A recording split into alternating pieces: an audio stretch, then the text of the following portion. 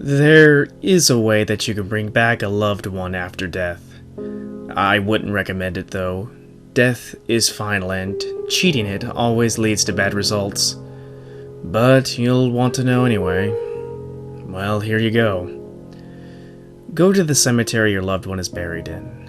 This only works for those who've been buried though. There's probably another method for cremation or something, but I don't know it. Make sure you take the one material object that is most important to you with you. The emotion from this object, this sacrifice, will provide your power. Take it to the plot of your loved one and bury it over their grave. You don't have to go very far, so don't worry about running to the slab or anything. Before you cover up the hole with your object, don't forget to add a few drops of your blood to it. This imbues the ritual with your own life essence, and draws them in. Then comes the final steps. Take a small handful of dirt from where you buried your object, and swallow it. Disgusting, but necessary. That creates the link between you and where you need to go. After that, get yourself as comfy as you can, and fall asleep upon that grave. If everything was done correctly, and you get a bit lucky, you'll awake to find yourself standing at the gate of the graveyard. It will be dim, foggy, and you'll notice a lack of color in this drab place. You'll also see that there seem to be people wandering around the gravestones. Exactly how many and what they'll look like will depend on the cemetery you went to, but I've never heard of a location having at least a few dozen wandering around. Whatever you do, stay away from them. These are the shades of those left behind from failed rituals or weak spirits drawn from the surrounding areas to the power of your blood in the object. Even if you recognize some of them, do not go near them. They're little more than instinct now and desire one thing above all else: life. They want another chance to live and crave nothing more. Even if the shade's mind is so far gone it doesn't even recall why. And if one catches you, it will try to steal that life away from you. They may notice you, and they may not. If they do, evade them.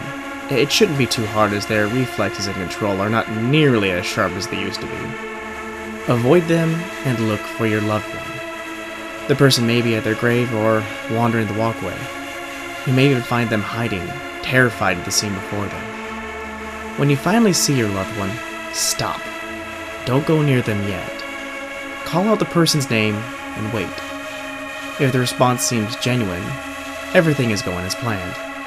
If the response is delayed, quiet, distant, or not even present, then hold on. Ask, from a distance, what was the one thing the person hated in life?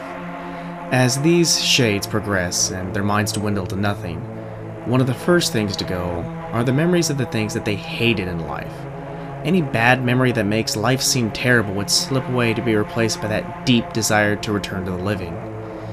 If your loved one's answer seems legitimate, take their hand and pray you weren't wrong.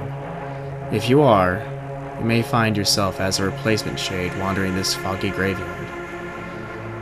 Be aware their hand will be cold, freezing, like grasping solid ice, but never let go. Even if your hand starts going numb and your fingers turn black, do not let go.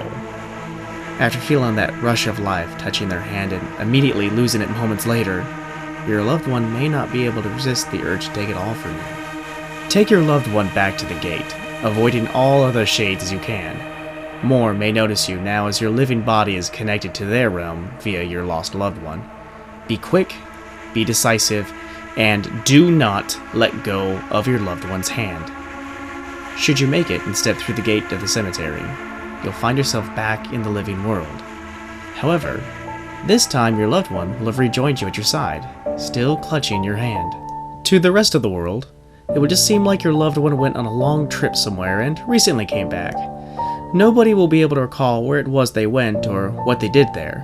Nobody except you and your loved one. But they will be happy to see the person's return. After this, I suggest that you never stay in one place too long. Keep moving, keep roaming. The more random, the better. The moment you start to see the sickly, pale look come across your loved one's face, or the bit of decay that might start forming on your skin. Move. Death hates to be cheated, and if he catches up with you and your loved one, he'll make sure that you both feel every bit of the rotting sickness that will build up in your bodies until your loved one once again falls to the grasp of death and returns to the cemetery. This time, however, they won't be alone. You will be joining. Maybe you'll get lucky though. Maybe someone might make this journey for you. They'll take your hand and drag it back to the world of the living, only for it all to start once again.